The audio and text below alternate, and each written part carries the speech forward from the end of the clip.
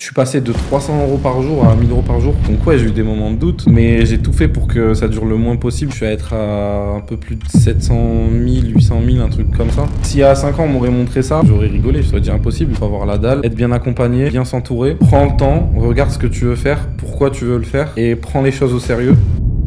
Hello tout le monde, ici Naofel, bienvenue. Aujourd'hui on est avec Khalil et Hugo, mon associé. Salut, salut. Salut Khalil, comment tu vas? Ça va et toi? Ça va, écoute, on est venu te voir ici à Paris. Ça fait plaisir.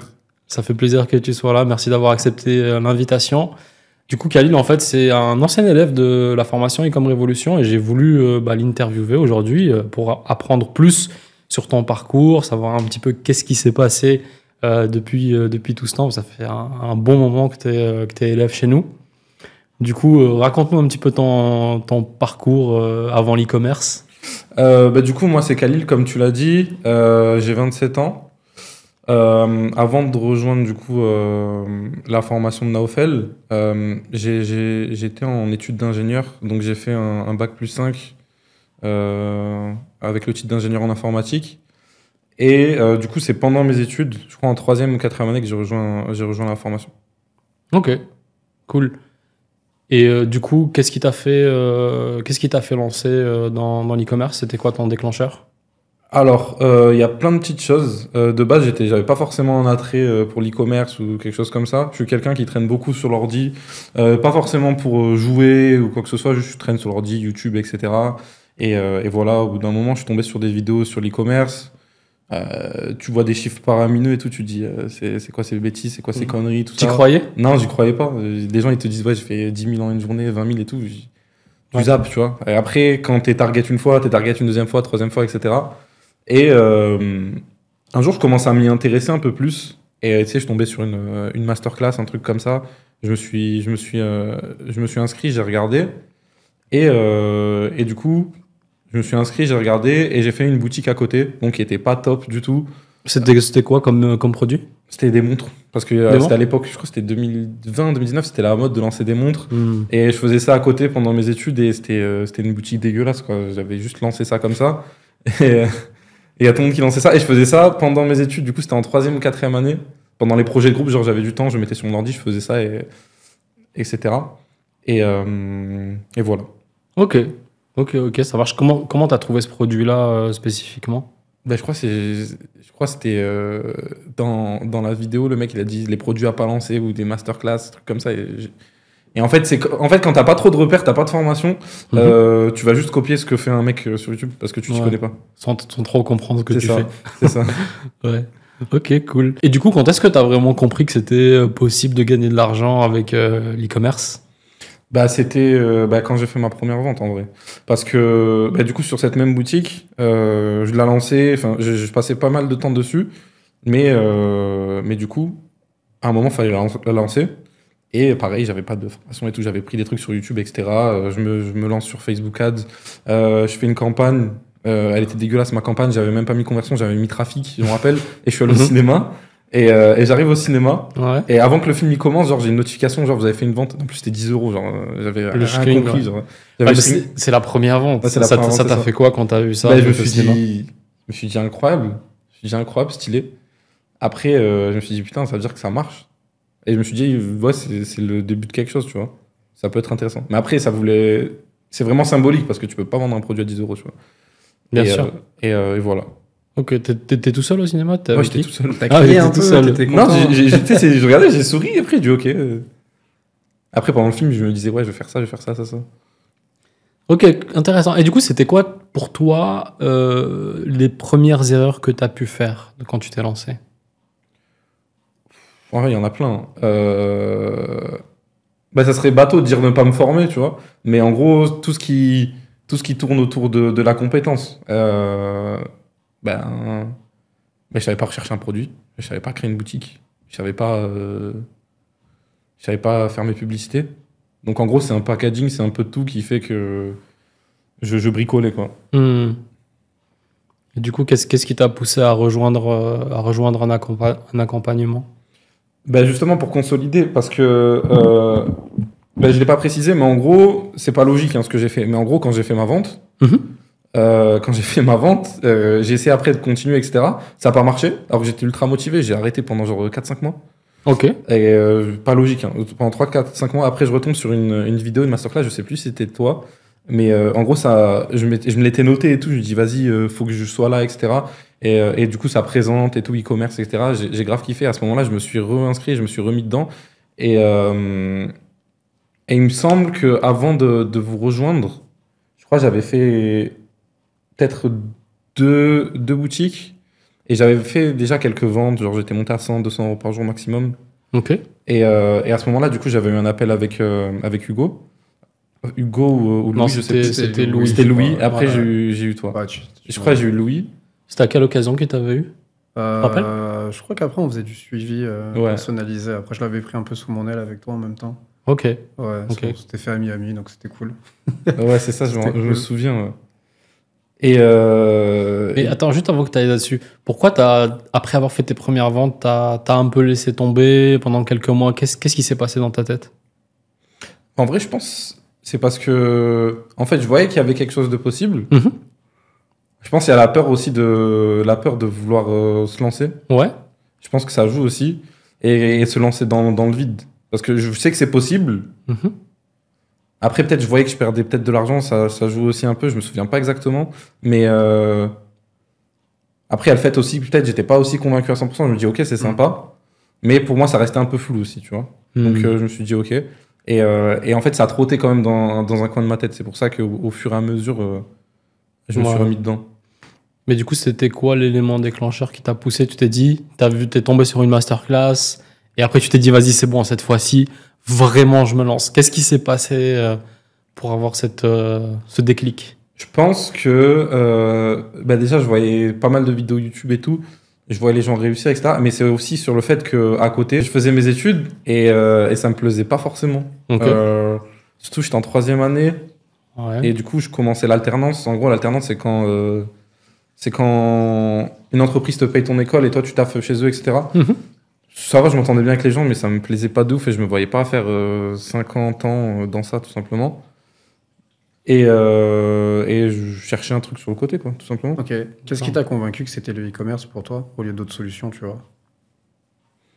Mais après, moi, je suis quelqu'un, je vais pas forcément aimer trop les trucs physiques, me poser dans un bureau tout le temps, etc. Il y a un truc qui est mis en avant dans un premier temps, et comme tu peux commencer, entre guillemets, dans ta chambre ou chez toi, etc. Et c'est quelque chose qui me chauffait vraiment. Ouais. Et ne pas avoir à se déplacer, etc. Le matin, se réveiller à les embouteillages. Tu vois des gens, t'as pas forcément envie de voir. Tu dois manger avec des gens, t'as pas envie de forcément de voir. Et je me suis dit, l'e-com, ça peut être quelque chose de bien. Après, ça a été... Je pense que c'est le truc qui est tombé au bon moment. Ok. C'est ça. Après, je sais pas si je serais tombé sur notre opportunité, est-ce que ça m'aurait plu ou pas, mais j'ai jamais été dans le délire genre crypto, tout ça, truc trop compliqué. En fait, l'e-com, c'est bien parce que ça a l'air accessible, parce que quand on va te dire les termes, tu les comprends. On te dit en gros, tu fais ça, tu vends un produit, tu l'expédies au client, alors que si Ouais. tu vas tomber sur un truc trading, crypto et tout, les mecs ils vont te dire des mots de fou et tu peux perdre un mec rapidement. Ce qui serait intéressant, c'est, tu vois, 4 années plus tard, est-ce que tu referais le même business, du coup? Si je serais le Khalil d'avant, Ouais. franchement, ouais. Hein. Hmm. Parce que pour quelqu'un qui veut, entre guillemets, se lancer dans le parti digital, Ouais. quoi qu'on dise, quoi qu'on entende et tout, l'e-com, c'est le plus simple. Ok. Ouais, c'est clair, c'est le plus accessible quand tu veux commencer par entreprendre, faire ton cash du début.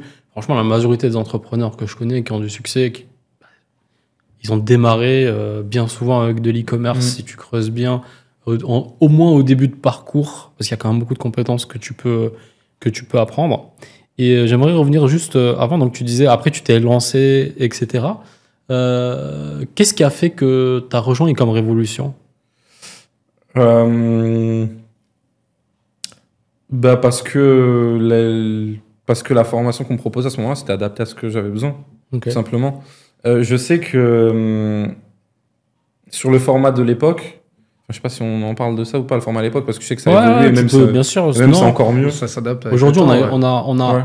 en gros, aujourd'hui, on a amélioré le programme. Mhm. On a rajouté des choses. On est dans l'amélioration continue. En fait, Mhm. avec Hugo, on se pose, franchement, tous les trimestres et au moins une fois par an sur une grosse mise à jour Mhm. avec qu'est-ce qu'on peut mettre de plus, qu'est-ce que moi-même, à titre perso, j'aurais aimé avoir au début pour améliorer.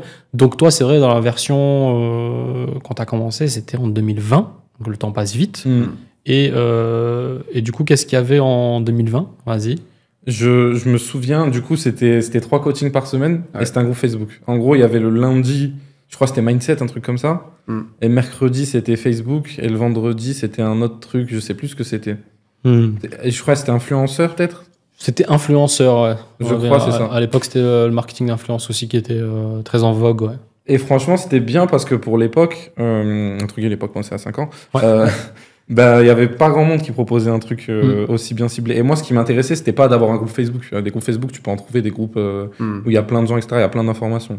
Et même, tu peux te perdre dans des marais d'informations rapidement. Et c'est pas quelque chose qu'il me fallait. Il me fallait quelque chose de ciblé qui va répondre à mon problème.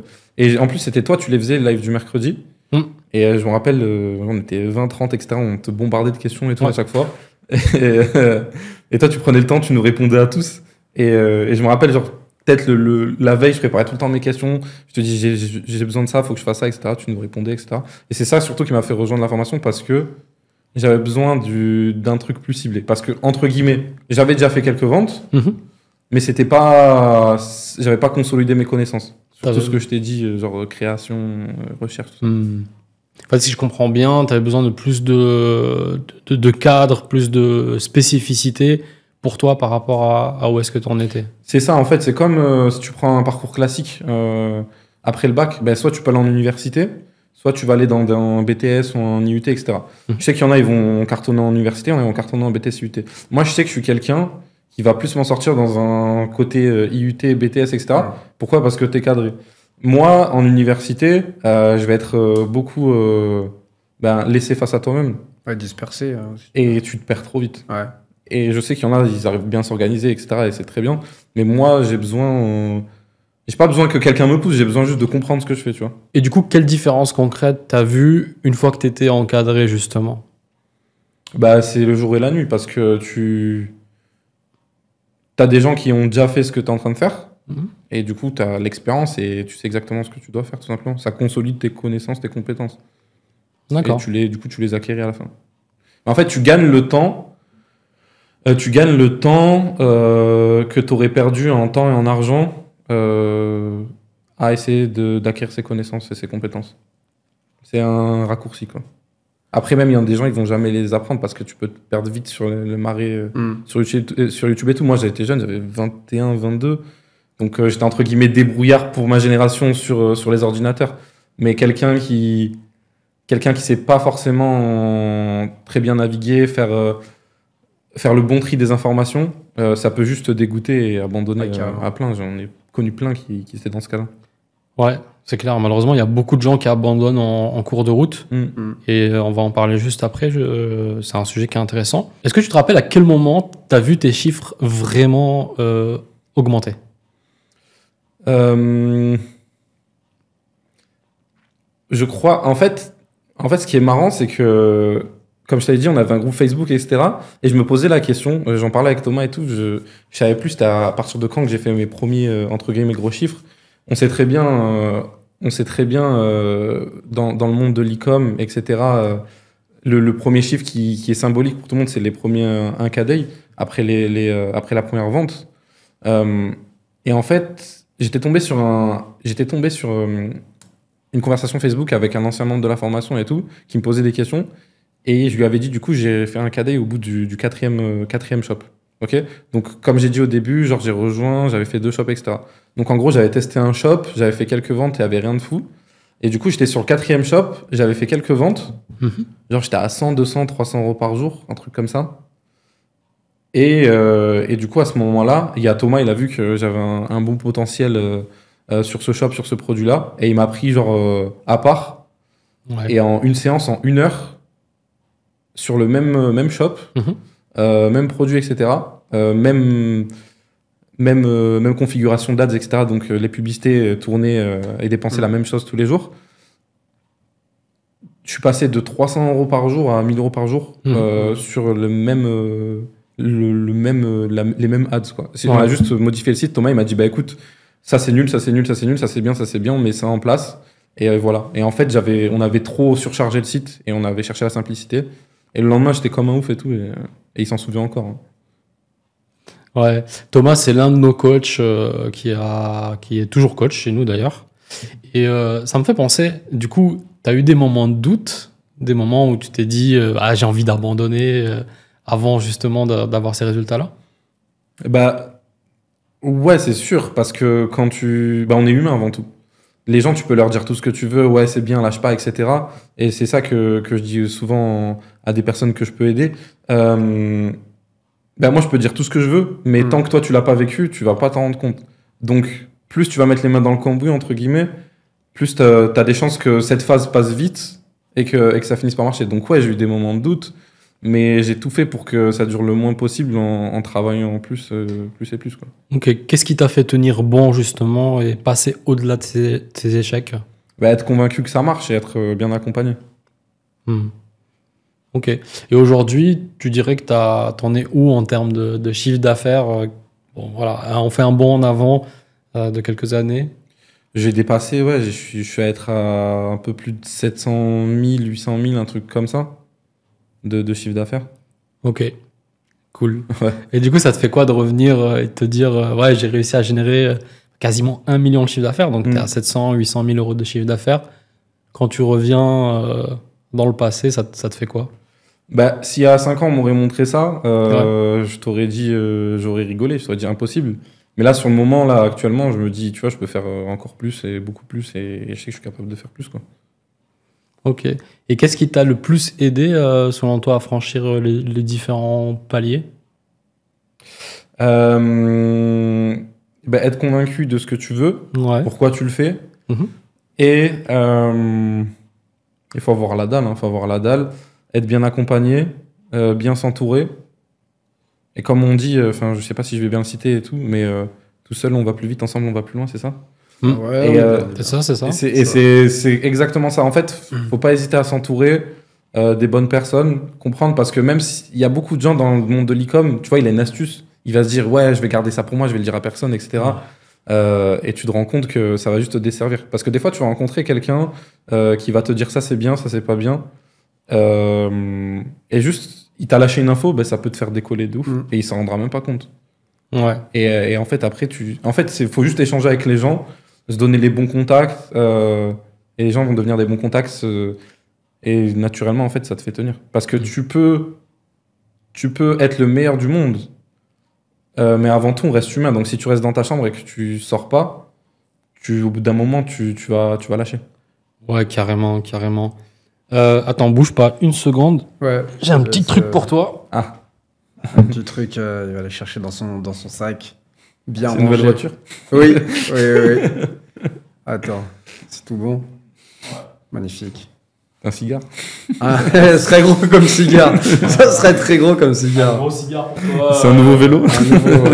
Un vélo électrique. Camille, Pour la je te mairie laisse- de Paris, elle serait contente. Je te laisse découvrir tranquillement. Magnifique. Je le sors du coup? Ouais, Ça fait sors-le. plaisir, ouais. Regarde-le. Je vais pas faire de bêtises. Putain, il Qu'est-ce est que stylé, hein. Qu'est-ce Ouais. que c'est? C'est un trophée Un trophée. avec, du coup, mon inscription. Il est vraiment beau, hein. Écrit 700K, ICOM, Khalil 2025. Magnifique. Merci. Franchement, il est grave beau. Je vais le mettre dans ma chambre, hein. Ouais, tu vas pouvoir le poser. On va mettre dans ton c'est bureau. conçu pour ça, ouais. Il est magnifique. Putain, merci les mecs. Ah, ça nous a fait plaisir de te le faire aussi. Avec plaisir. Pas te mentir, Je vous fais pas la bise plaisir. parce qu'on est en plein interview, mais Bravo à toi. Tu chialeras plus tard, c'est bon. mais il est magnifique. Franchement, il est grave beau. Ça fait plaisir. C'est mérité Ça aussi. fait plaisir, il est Ça fait vraiment plaisir beau. d'avoir des élèves comme toi aussi. Je le regarde encore une fois parce qu'il est Vas-y, vraiment beau. regarde, C'est fais-tu magnifique. plaisir. Ça mérite. Pose-le droit, tu vas voir. Tu peux le poser, laisse-le devant toi, là, tu vois. T'inquiète pas, tu peux le mettre droit, tu vois, comme ça, et tu vas avoir un jeu de lumière en fait. En fait, ça me fait plaisir aussi un peu parce que, tu vois, c'est un parallèle, mais tu vois, quand j'ai fini mes études, par exemple, Ouais. j'avais raté mon mémoire. En gros, j'avais tout validé, j'ai raté mon mémoire. Et du coup, j'ai raté la cérémonie de diplôme. Ok. Et j'avais pas eu mon diplôme, j'ai fini par avoir, mais je l'ai reçu chez moi et tout à la maison. Ouais, Mais j'ai t'as pas eu pas de de truc, cérémonie. entre guillemets, reconnaissance et tout comme tout le monde. Et là, ça me fait penser un peu à ça, ça fait plaisir. Du coup, ouais, ça me fait extrêmement plaisir. Il est vraiment très très beau, hein. Magnifique. On était très contents de le faire pour toi aussi. Vous avez très bon goût. Ouais, merci. Mais parfois, c'est des petits détails qui font énormément Franchement, plaisir. il est beau Surtout de ça. Ça fait plaisir. Trop bien. Ouais, c'est top, c'est top, c'est top. Du coup, aujourd'hui, tu continues d'accompagner des élèves aussi, des gens qui ont besoin de ton aide, notamment au sein de Ecom Révolution. Donc, tu es passé de élève à mentor en quelques années. Pourquoi est-ce que tu fais ça? Bah, c'est juste la transmission. C'est bateau, hein, ce que je vais dire, mais voir quelqu'un réussir avec tes conseils et tout, c'est juste trop bien. Et il y en a même qui ont explosé mes chiffres d'affaires, etc.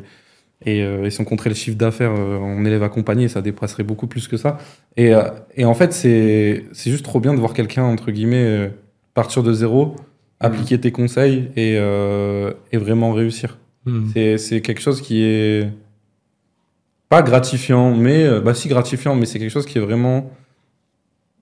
C'est quelque chose qui est un sentiment nouveau, un sentiment différent.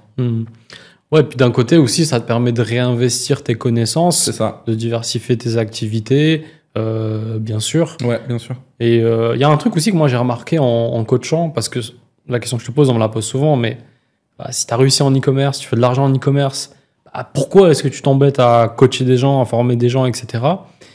Et moi, ce que j'ai remarqué, donc au-delà du fait de réinvestir ses connaissances et donc de générer des revenus supplémentaires pour ton business, donc c'est de la diversification, au-delà d'aider d'autres personnes à réussir aussi, c'est quand même gratifiant.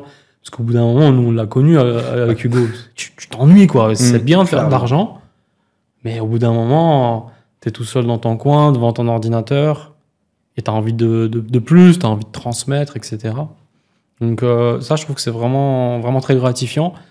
Et surtout, moi, j'ai remarqué qu'en coachant, je suis devenu bien meilleur moi-même, bien meilleur e-commerçant, parce que je suis obligé de remettre en cause ce que j'apprends aux autres. Est-ce que vraiment c'est la bonne chose, en fait? Est-ce que je me trompe pas? Est-ce que je vais pas dire quelque chose qui est pas bon, etc. Et du coup, j'ai l'impression que j'ai beaucoup appris et perfectionné justement mes compétences en coachant les autres. Je sais pas si ça t'a fait ça, toi. C'est ça. En fait, ce qui est marrant, c'est que quand tu coaches un élève et qu'il lance des boutiques, en fait, c'est comme si c'était toi, tu lançais ta boutique avec lui. T'as plus de pression, même. C'est ça. T'as plus de pression. C'est ça. Et du coup, tu lui mets à profit tout ce que tu as appris chez lui et tout. Et ce qui est marrant, c'est que des fois, tu vas tester des choses aussi avec lui. Et tu vas découvrir des choses avec lui. Et c'est gagnant-gagnant, en fait. C'est donnant-donnant, en vrai. C'est ça. C'est gagnant-gagnant, donnant-donnant. Et tu vas découvrir des bonnes choses. Parce que des fois, là où tu te lances, que ce soit Facebook, Google, etc., il y a tout le temps des mises à jour et tout. Tu vas découvrir avec lui des nouvelles fonctionnalités, etc. Et en fait, tu es en perpétuelle croissance. Ouais, mais je te rejoins là-dessus parce que très souvent on me pose aussi la question. La semaine dernière, on m'a posé la question de si ça marche si bien que ça, pourquoi tu fais du coaching aussi à côté. Mais je pense que les gens parfois n'arrivent pas à réaliser, c'est que parfois tu vas aller chercher autre chose aussi. Comme disait Naofel, pas que tu restes que devant ton écran à scroller, à rechercher des produits gagnants et à faire... Oui, c'est bien, au bout d'un moment, tu fais ton cash et bien sûr, c'est génial. Mais à un moment donné, tu aspires à autre chose. Tu veux construire une équipe, tu veux aussi voyager, travailler là où tu veux, rencontrer des gens, monter en compétences, etc. Et je pense que c'est même très, très bien. De toute façon, on dit toujours ne pas mettre les œufs dans le même panier. Mais il y a aussi autre chose que l'argent. Il y a, à un certain niveau, je pense qu'il y a aussi autre chose que l'argent que tu veux chercher. Est-ce que tu peux nous donner des exemples de réussite d'élèves que tu as coaché? Alors, Khalil, c'est un de nos coachs actuellement. On est toute une équipe, évidemment, qui accompagnant nos élèves.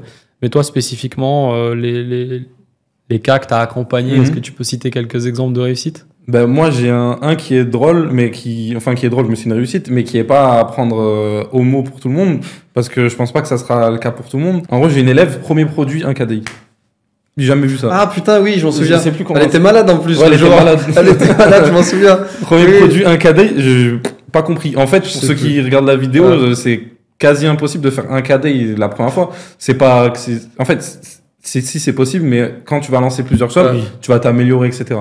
Et comme tes connaissances, elles sont exponentielles, tu vas t'améliorer entre le testing 1, testing 2, testing 3 et tu vas finir par atteindre un KDI. Mais c'est très rare, je pense qu'ici, autour de la table, il n'y a personne qui a fait un KDI. Ce qui était trop drôle, je me souviens, c'est que c'est pas qu'elle s'en foutait un petit peu, mais elle réalisait pas. Elle réalisait, tu te dis, ouais, bon, ouais, je sais pas, il y a des... Tu te dis, bien, bravo, félicitations, tu vois, c'est trop bien. C'est trop bien, mais ouais, ça m'a fait beaucoup. Un cadet, ça change une vie. Ça fait 30 000 euros de chiffre d'affaires à la fin du mois. Tu vas marger entre 20 et 30%. C'est clair. Alors, c'est quand même pas mal, quoi. Surtout quand tu démarres. Bien, ouais. Surtout qu'à côté, elle avait un truc genre Amazon et tout. Elle me dit, ouais, je laisse ça de côté pour me lancer sur Amazon FBA et tout. Je dis, mais Amazon FBA, ça t'a généré 0 euros. Ça a juste acheté du cash, du stock. Et là, t'as un truc qui te ramène 500 balles en une journée et tu me dis, tu veux laisser ça sur le côté. Dis-le à la caméra, concentrez-vous sur les choses qui marchent. Franchement, faut pas avoir peur. Ouais, dès que vous avez un truc qui marche, Cette caméra vous avez un truc qui marche, le mec. Faites pas 150 shops, n'allez pas chercher 150 produits, s'il vous plaît. T'as un truc qui marche, genre, il va pas en crypto, il va pas en trading. Fais des ventes, ouais. Mais c'est courant, hein. C'est pas la première fois que je vois ça, honnêtement, hein, depuis le temps qu'on a accompagné des milliers d'élèves. Et ça arrive souvent que les gens qui réussissent, ils ont un espèce de syndrome, c'est de l'auto-sabotage, en fait. Je sais pas pourquoi. Ils se mettent à faire n'importe quoi. Soit ils vont changer de direction, soit ils vont arrêter d'écouter, soit ils vont... Enfin, vraiment, ils veulent faire autre chose et ils se rendent pas compte. En fait, c'est en train juste de s'auto-saboter. Ouais. Mais il y a la peur aussi de réussir. La peur de se dire, j'ai atteint mes objectifs. Et c'est ce qu'on fait aussi. Maintenant, on essaye aussi d'être beaucoup plus dans du coaching de dirigeants pour justement bien cadrer les gens, de dire, ça va arriver, tu vas faire tes premières ventes, tu vas faire tes premiers cadets, ne déconne pas. Ne va pas tout dépenser en boîte de nuit, ne va pas tout dépenser, ne déconne pas. Et c'est ce qu'on fait aussi maintenant, on l'a remarqué avec le temps, on essaye aussi de bien cadrer les gens parce que très souvent, tu vois, après, ça part dans tous les sens et c'est pas bon. On en discutait la dernière fois avec eux, c'est même devenu un critère aujourd'hui de sélection. Ouais. Quand on commence à travailler avec les gens, on leur pose des questions pour tester un petit peu leur envie, leur motivation. Et au-delà de ça, avec des questions pièges, on va pas les dire ici. Pas maintenant.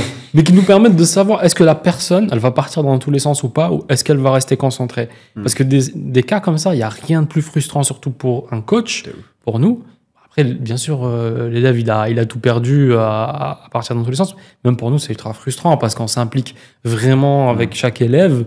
Et de les voir partir dans tous les sens et de foirer le truc, tuer la poule aux œufs d'or comme ça à la naissance, c'est quand même c'est surtout affreux. Il y a un momentum. Et ce que les gens n'arrivent pas à comprendre, c'est qu'il y a un momentum, il faut appuyer et fort. Peut-être que plus tard, ce momentum, ils vont peut-être pas le retrouver. Et du coup, non, c'est maintenant en fait. C'est pas dans 2 semaines, 3 semaines, 1 an. C'est maintenant.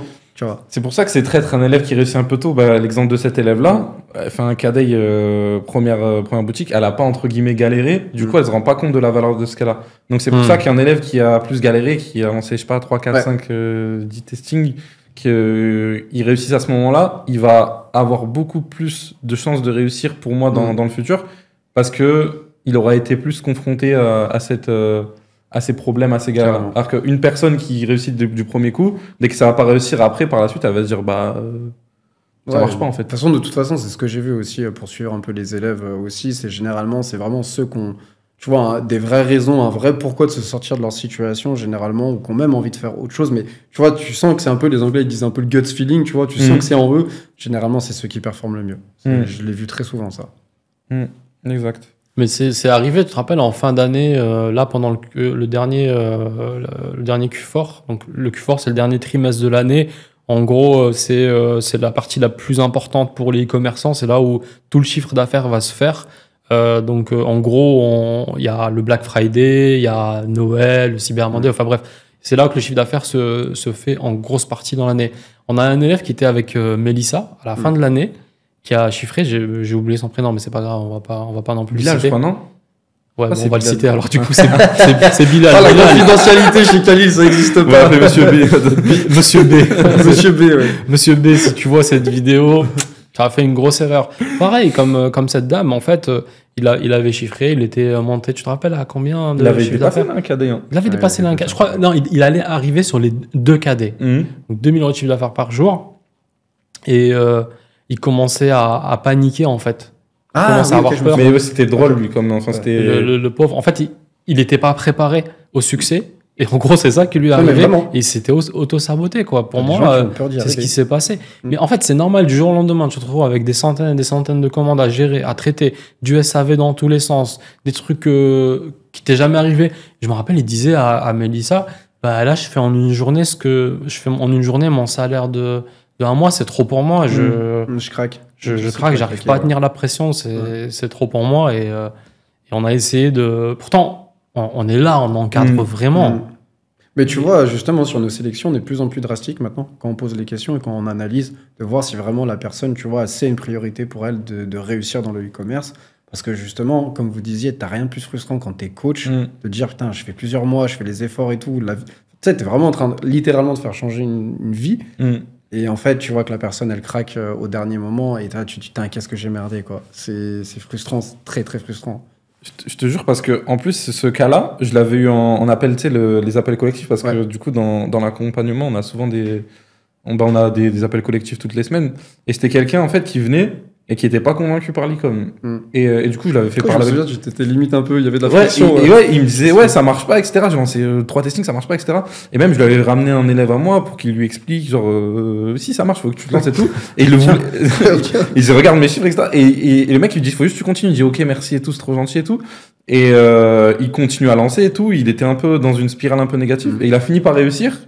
Et au final, juste quand il a réussi, il s'est trouvé notre excuse. Ouais. Donc je pense que c'est dès le début, il avait un peu peur de réussir ou il n'était pas forcément préparé. Même si on l'a accompagné et qu'on lui a fait un travail, on l'a mis côté mindset, on lui a fait comprendre les choses. Si la personne elle n'est pas convaincue elle-même et qu'elle n'a pas ce switch, ce déclic, tu peux rien faire pour elle. Après, je sais que s'il nous regarde, qu'il revienne à la maison. Non, mais il sait comment faire maintenant. Il a bien été formé. Je pense que très souvent, il y a et le côté skills, enfin le côté technique, et le côté aussi mindset. Les deux sont très, très, très importants. Tu gères pas ta réaction comme si tu as une première commande ou quand tu as 100 commandes. Après, c'est vrai que pour nous, ça on le prend à cœur parce que c'est des échecs en fait pour nous clairement. D'accompagner des élèves qui réussissent et puis ensuite qui malheureusement on n'arrive pas à les aider psychologiquement, parce que là, c'est encore autre chose. Nous, on est coach e-commerce. On accompagne beaucoup aussi le côté mindset, etc. Mais malheureusement, il y a des élèves comme ça qu'on perd juste parce qu'ils persévèrent pas, quoi. Donc, Avant de terminer cette interview, Khalil, quel conseil tu donnerais, que tu te donnerais à toi-même au Khalil d'il y a quelques années, qui débute? Un conseil... en vrai, lâche pas. Hein. Lâche pas. Je sais que si j'aurais des périodes où j'aurais pas lâché, j'aurais fait encore plus. Mais c'est bien, t'es convaincu, lâche pas. Entoure-toi bien, bosse bien et joue moins à la play. Hein. Joue moins à la play et voilà. Et pour quelqu'un qui part de zéro aujourd'hui, pour toi, c'est quoi la première étape cruciale par laquelle il devrait commencer? Prends le temps, regarde ce que tu veux faire, pourquoi tu veux le faire, et prends les choses au sérieux. Et une fois que tu comprends vraiment que c'est quelque chose de sérieux, prends les choses au sérieux. Et faut que tu te fasses un travail. Faut que tu comprennes dans quoi tu te lances avant de te lancer. Donc, faut passer à l'action rapidement, mais il faut que tu prennes les choses au sérieux. Parce que si dès le début tu prends pas les choses au sérieux, les résultats ne sont pas sérieux. Ok. Et qu'est-ce que tu dirais à quelqu'un qui a peur d'investir dans un accompagnement, dans une formation, peur de l'échec, peur de perdre du temps, peur de perdre de l'argent? Qu'est-ce que tu dirais à une personne comme ça? La peur, c'est humain, c'est normal. Les humains, ils sont tous dans les émotions. Mais juste, en prenant du recul, dis-toi juste que dans tous les cas, tu vas te lancer. Donc, parce que si tu es intéressé par ça et que tu commences à regarder des vidéos, etc., de formation, etc., de formation gratuite, etc., c'est que tu es convaincu que tu vas te lancer. Après, il faut voir quel chemin tu vas prendre. Soit tu vas prendre un chemin plus long qui va être gratuit, sans doute, mais avec plein d'informations, etc. Donc, il va te coûter du temps et de l'argent. Soit tu prends un bon accompagnement qui va t'expliquer ce que tu dois faire avec un plan d'action défini et précis, avec un budget aussi précis, tout simplement. Donc, c'est bien d'avoir peur. C'est normal, c'est humain, ça montre que tu es humain. Mais rationalise les choses. Profite de cette peur pour prendre du recul et comprendre vraiment ce que tu veux. Ok, cool. Merci pour ta participation. Qu'est-ce qu'on peut te souhaiter pour la suite? C'est quoi un peu tes projets à venir? Continue comme ça, travaille encore plus. La réussite et voilà. Hein. Écoute, c'est tout ce qu'on te souhaite, Khalil. Merci à vous. Merci à toi. C'était cool. Merci à toi. Ouais. Du coup, si comme Khalil, vous souhaitez être accompagné par une équipe d'experts pour vous épauler dans chaque étape du processus, Khalil, Hugo, moi-même, Thomas, Mélissa et toute l'équipe Ecom Révolution peut vous accompagner tout au long de ce parcours. Si vous voulez avoir plus d'informations, regardez en description de la vidéo. À très bientôt. Ciao, ciao.